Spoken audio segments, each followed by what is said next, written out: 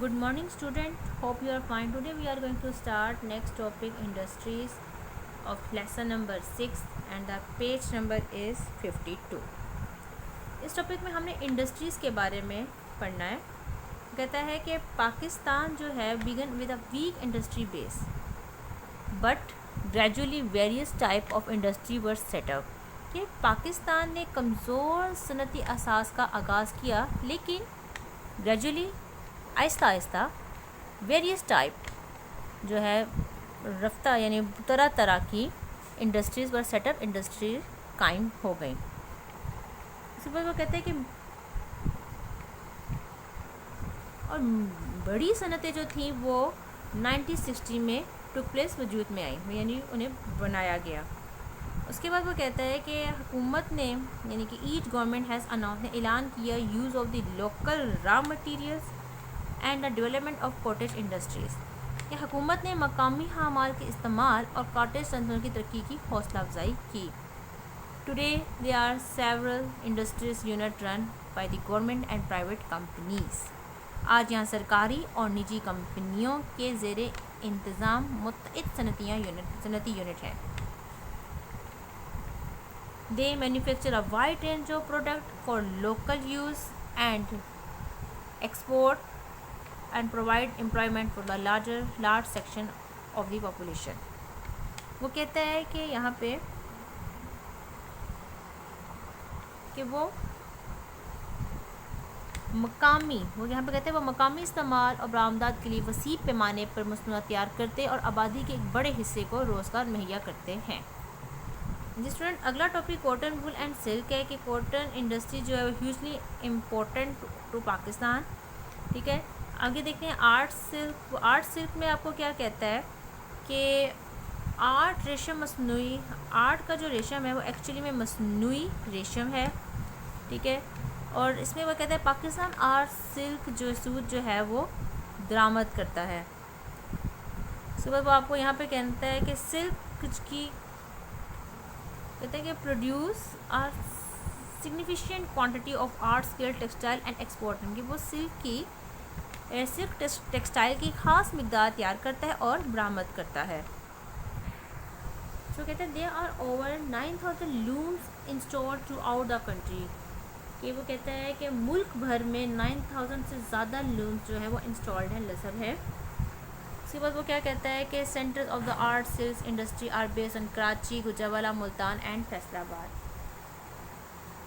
कि शाहिरा रेशम की जो सदियों की सनतें हैं क्या कहता है centre of the art silk industry जो इनकी सनतें हैं सेंटर ऑफ आर्ट सिल्क की वो बेस्ड हैं कहाँ पे पाई जाती हैं। उनकी बुनियाद कराची में, गुजरावाला में, मुल्तान में और फैसलाबाद में। जी नेक्स्ट टॉपिक है हमारे पास केमिकल्स। अब बेसिक केमिकल यानी कि बुनियादी केमिकल जैसे कि sulphuric acid, soda ash and caustic soda ये यूज़ होते हैं बहुत सी इंडस्ट्रीज़ में। जैसे कि सल्फ्यूरिक एसिड जो यूज़ होता है वो जो है वो मैन्युफैक्चर ऑफ सोप।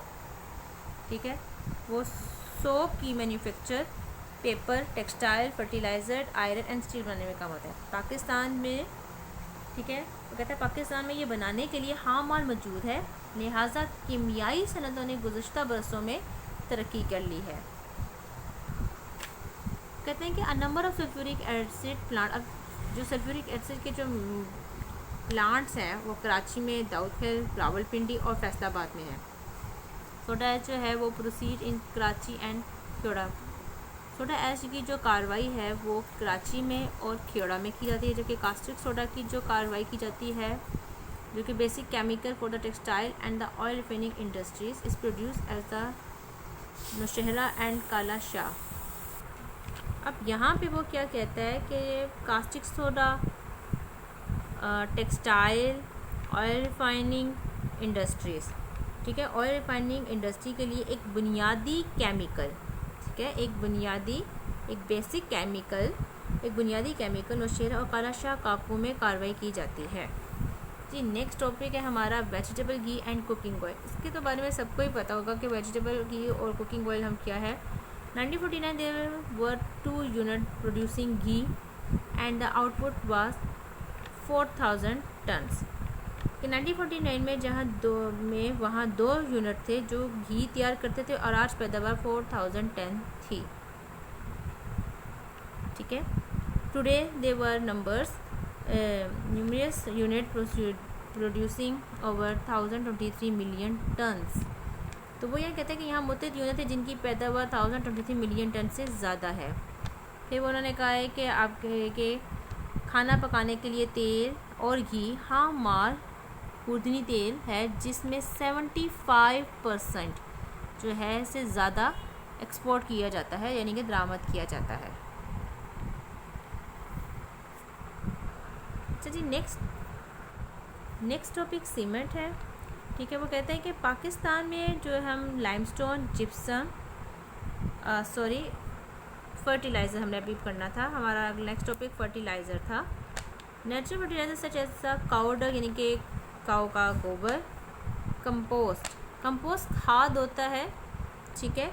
और मेन्योर हैव ऑलवेज बीन, अब खाद और खाद की फ्राइमिंग हमेशा से होती है। अब खाद क्या होता है बेटा? ये फर्टिलाइज़र ज़मीन होती है जो कि खाद के तौर पर इस्तेमाल होती है, जो डेड लीव्स वगैरह से या दूसरे ऑर्गेनिक कंपाउंड से हम जो है हमें हासिल होती है। उसके बाद कहते हैं short supply, so many farmer have to use chemical fertilizers. आगे वो क्या कहता है कि जो लिहाजा हमारे किसानों को कीमियाई खाद का इस्तेमाल करना पड़ता है। तो आगे उसके बाद कहते हैं कि first 2 chemical fertiliser plant verb, अब 2 केमिकल जो है कीमियाई खाद के पौधे दाऊदखी और फैसलाबाद में तामीर किए गए थे। उसके बाद वो कहता है दाऊदखी और फैसलाबाद में। और अब वो यहाँ पे वो कहता है कि they are now many more fertilizer factory, और अब तो खादों की फैक्ट्री अब बहुत हैं। ताहम जो उनकी प्रोडक्शन है वो इतनी ज़्यादा नहीं है कि वो उनकी डिमांड को सेटिस्फाई कर सकें। तो फर्टिलाइज़र जो है हैव टू बी इम्पोर्टेंट। ठीक है। अब उसकी इतनी जो है वो प्रोडक्शन नहीं हासिल हो रही कि जितनी हमें डिमांड चाहिए होती है, ये लिहाजा खाद बरामद करना पड़ती है। तो 2017 से 18 2017 to 18 जो पाकिस्तान जो है वो प्रोड्यूस कर रहा है 49,07,000 टन्स ऑफ फर्टिलाइज़र। ठीक है बेटा, आज फर्टिलाइज़र तक का टॉपिक इसे ख़त्म करते हैं। इंशाल्लाह ताला नेक्स्ट वीडियो में हम इसकी मज़ीद आगे की रीडिंग को कंटिन्यू करेंगे। Thank you.